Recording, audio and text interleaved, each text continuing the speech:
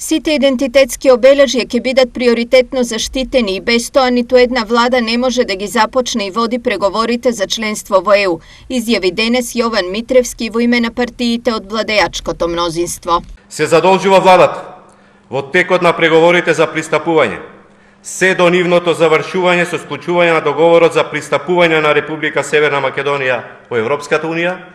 и по приемот во полноправно членство во Европската Унија, владата нема да прифати да разговара за поинакво решение за македонскиот јазик од тоа наведено во преговарачката рамка.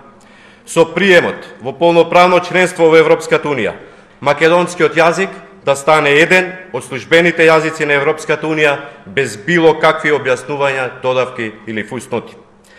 Се задолжува владата билатералните прашања поврзани со билатералните договори за добрососедски односи,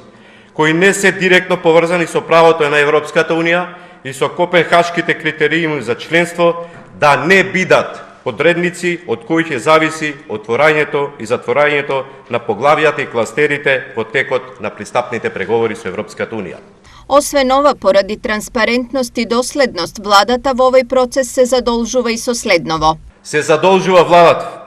горе наведените заклучоци да ги вгради во отварачката изјава на Република Северна Македонија на првата меѓувладина конференција со Европската Унија.